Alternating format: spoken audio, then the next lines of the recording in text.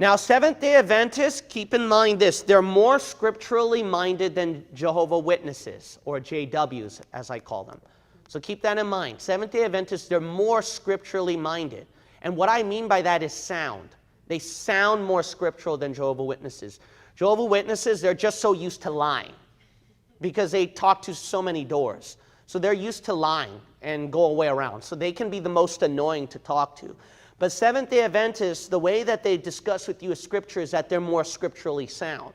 So because of this, you have to be aware of these verses I'm going to pull up to you. Hello friends, Lawrence here, and you're welcome back to my channel. You know, this Sunday keeping pastor said he was going to debunk the SDA church and also the keeping of the seventh-day Sabbath. So I'm going to play his video, debunk him, and show him the truth about the seventh-day Sabbath. So without wasting much time, let's get right into the video.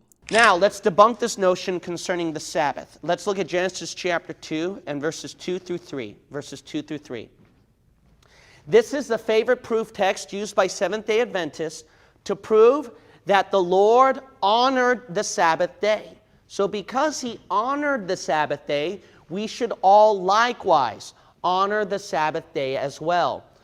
Genesis chapter 2, verse 2. And on the seventh day, God ended his work which he had made, and rested on the seventh day from all his work which he had made. Look at this. And God blessed the seventh day and sanctified it.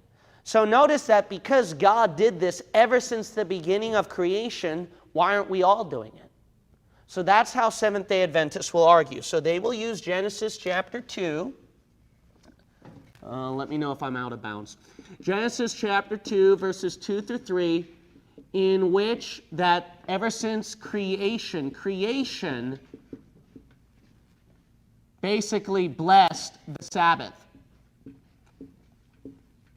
So because creation blessed the Sabbath, should we not all observe the Sabbath day as well? There's also a Hebrew verb that's mentioned in this passage as well. Shabbath. So they would use some Hebrew words to kind of point it out, just like a Jehovah's Witness. They will claim that the sabbatical commandment, the Sabbath, did not start with Moses. Okay, remember this. Sometimes, if you know dispensationalism and you've been in our previous lessons, you kind of know what I'm going to say. If you remember our teachings on dispensationalism at the beginning of intermediate discipleship, you might remember that we argue that we don't observe the Sabbath because it's a part of Moses' law. And Moses' law was done away with at the cross, correct? It is wrong to say that the Sabbath was part of Moses' law. The true statement is that the Sabbath was part of God's laws, that is, the Ten Commandments. Moses never gave the Ten Commandments. God gave them. The second false statement is that the Sabbath was done away with at the cross. What is the truth? The truth is that Jesus' death on the cross did not make void the Ten Commandments. We are still required not to kill, not to worship other gods, and to do all the commandments. But what they're going to argue is that it's not started with Moses' law, it started at the beginning of creation. That's how they're going to argue to get around it. Now, keep your hand at Genesis 2. We're going to look at Exodus 16, please.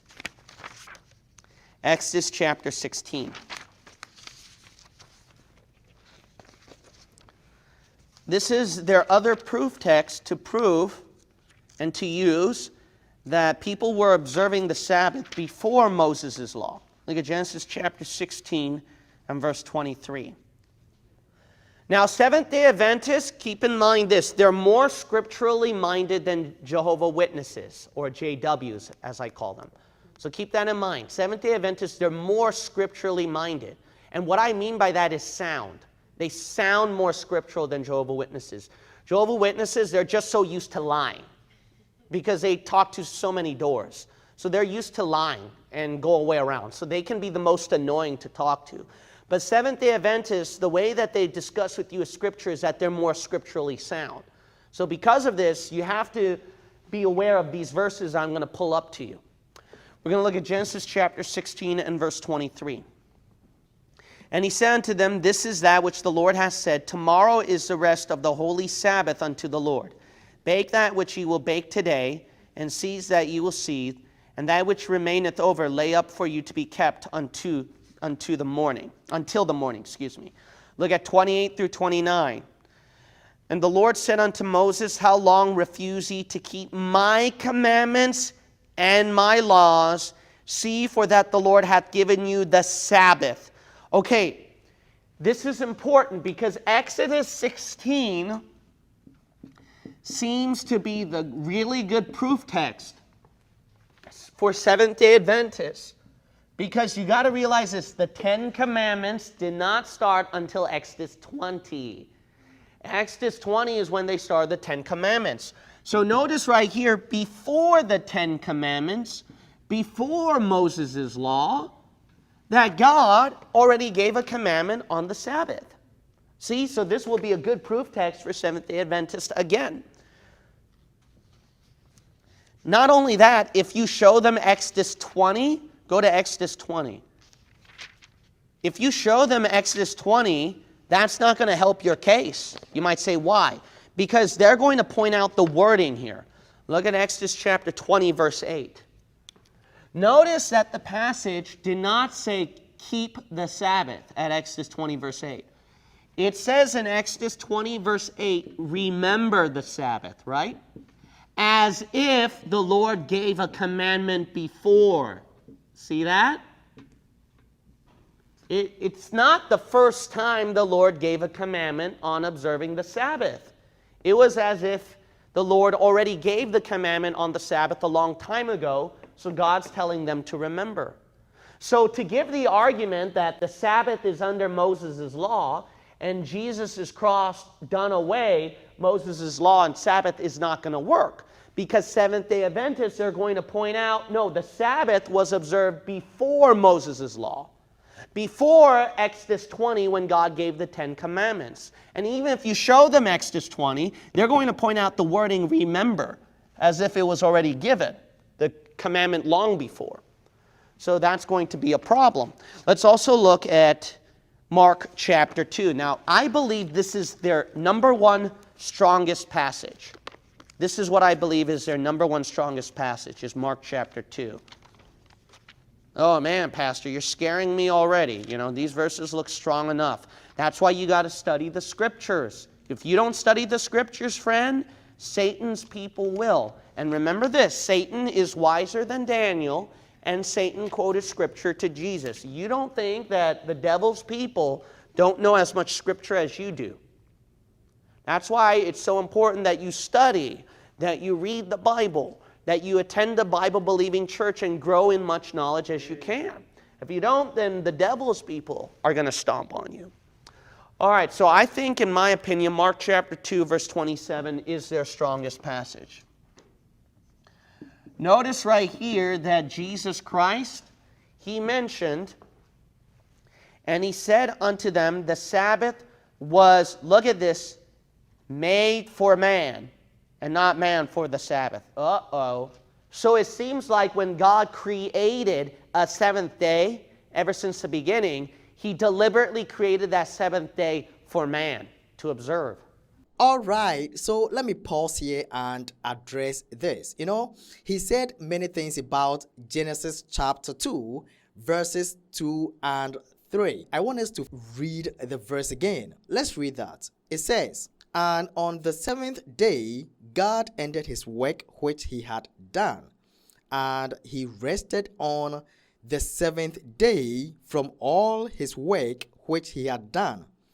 Then God blessed the seventh day and sanctified it, because in it he rested from all his work which God had created and made. So friends, these verses I have just read show us some important truths about the Sabbath. And the first truth is that the Sabbath started at creation, not with Moses. So anybody that says that the Sabbath began with Moses, please, that is not true. The second truth about Genesis chapter 2, verses 2 and 3 is that God blessed the seventh day and sanctified it. Did God sanctify the Sabbath for himself? Did God make holy the Sabbath for himself? He made everything for man. Now, he also talked about Exodus chapter 20, verse 8, and he mentioned the word remember. God gave the 10 commandments, and he mentioned in it that we should remember the Sabbath day to keep it holy. So, the word remember there, what does it mean? Do not forget. Do not forget the Sabbath to keep it holy. The same Exodus chapter 20 pointed back to creation, where it says, "For 6 days the Lord created heavens and earth, and on the seventh day he rested." So what God did, he wanted his people to do same. So I don't know why this man is trying to deceive people about the Sabbath. And now he moved on to Mark chapter 2, verse 27. And when Jesus said the Sabbath was made, or the Sabbath was created for man, he was not referring to the time of Moses. Instead, he was referring to the time of creation when the Sabbath was made by God. The Sabbath, which is Saturday, continues even today, because there is nowhere in the Bible that says that the Sabbath was abolished.